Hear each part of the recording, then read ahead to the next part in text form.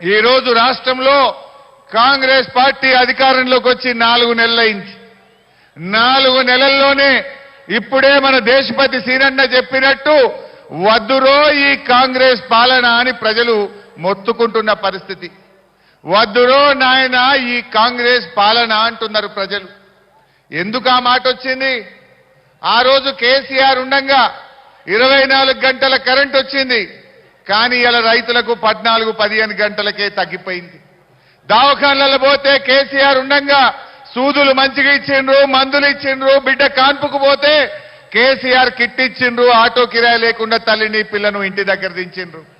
కాంగ్రెస్ వచ్చింది, కేసీఆర్ కిట్టు మాయమైంది, దవాఖానలలో గోళీలు సూదులు కమ్మైపోయిన పరిస్థితి వచ్చింది. మన కేసీఆర్ ఉండగా ప్రతిరోజు మిషన్ భగీరథ మంచినీళ్ళు వచ్చినాయి. కాంగ్రెస్ వాళ్ళు వచ్చిండ్రు, దినం తప్పించి దినం నల్లైపోయింది చాలా జాగల. కాంగ్రెస్ రాగానే ఆసరా పెన్షన్ జనవరి నెలలో ఎగ్గొట్టేసిండ్రు. అప్పుడేమో 4000 పెన్షన్ ఇస్తామని ఊరిచ్చారు. 100 రోజుల్లో 6 గ్యారంటీలు అమలు చేస్తామన్నారు. ఏమైనా గ్యారంటీలు అంటే మొన్ననే కదా ఇప్పుడు మేము వచ్చిందని సన్నాయి నొక్కులు నొక్కుతున్నారు. అప్పుడు బాండ్ పేపర్లు రాసియలే, బాండ్ పేపర్లు రాసిండ్రు, చేతులల్లో మొక్కిండ్రు, 100 రోజుల్లో అమలు చేస్తామన్నారు. మొదటి సంతకం 6 గ్యారంటీల మీద అన్నారు. చట్టబద్ధత తెస్తామన్నారు. ఇది రాహుల్ గాంధీ మాట అన్నారు. ఏమైందయ్యా 6 గ్యారంటీలు అంటే? అప్పుడు చేతులు మొక్కిండ్రు, ఇప్పుడు చేతులు ఎత్తుతున్నారు కాంగ్రెస్ నాయకులు. మాటలు చెప్పినారు, కానీ ఈరోజు ఏ గ్యారంటీలు అయితే చెప్పి కాంగ్రెస్ పార్టీ అధికారంలోకి వచ్చిందో ఈ పార్లమెంట్ ఎన్నికల్లో ఆ గ్యారంటీలే మీకు గడ్డపారలై మీ కాంగ్రెస్ పార్టీని బొందబెట్టాయి. జాగ్రత్త అని చెప్పి హెచ్చరిస్తా ఉన్నా. బిడ్డ, ప్రజలు అమాయకులు అనుకుంటున్నారా? ఏం చెప్పిండ్రు ఆ రోజు? మీరు చూస్తారా? ఒకసారి టీవీ లేపేయమంటారా? యాడ్ చేయాలి నా పాతయి. 2 లక్షల రుణమాఫీ చేస్తా అన్నాడు రేవంత్ రెడ్డి. డిసెంబర్ 9 నాడు మొదటి సంతకం రుణమాఫీ మీద అన్నాడు. బాబు ఒకసారి చూపియదు కూడా మా జనాలకు. రుణమాఫీ అయిన వాళ్ళు అందరూ ఎంబడే పోయి మళ్ళీ 2 లక్షల రుణం తెచ్చుకోరి. డిసెంబర్ 9 నాడు నేను అవి మాఫీ చేస్తా. కాబట్టి రైతులందరికీ నేను విజ్ఞప్తి చేస్తున్నా, ఎంబడే పోయి బ్యాంకుకు పోయి లోన్లు తెచ్చుకోరి. వచ్చిన ఎంబడే నేను రుణమాఫీ చేస్తా. అయినాదే రుణమాఫీ ఎవరికన్నా? ఏం చెప్పిండు? 9 తారీఖు నాడు కుర్చీలో కూర్చోగానే రుణమాఫీ చేస్తా అన్నాడు. మొదటి సంతకం పెడతా అన్నాడు. వచ్చినాయా రుణమాఫీ ఎవరికన్నా?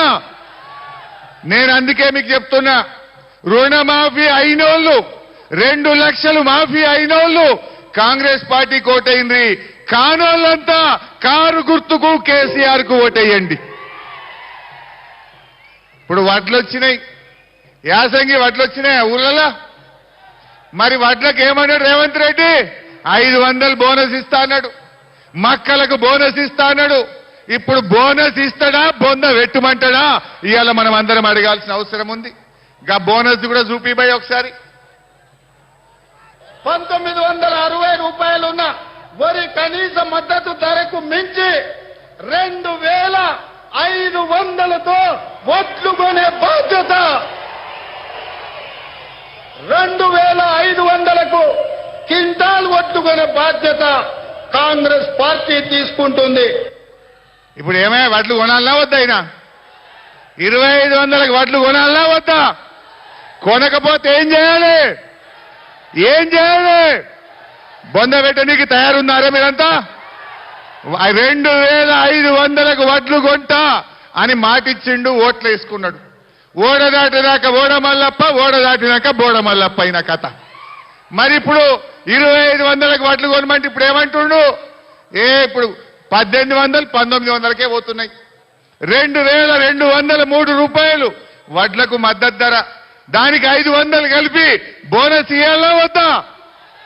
మరి ఇవ్వకపోతే ఏం చేద్దాం? ఏం చేద్దాం? జర బొంద వేద్దామని వాళ్ళు చేయలేవటరు చూస్తా. ఇక కాంగ్రెస్ పార్టీకి బొంద వేద్దామని వాళ్ళు చేయలేవటరు చూస్తా. జర మా టీవీ వాళ్ళు ఫోటో తీయలే మా వాళ్ళను మంచిగా తీరి. 2500 ఇవ్వకపోతే బొంద పెడతామంటారు మా వాళ్ళంతా. Okay, thank you.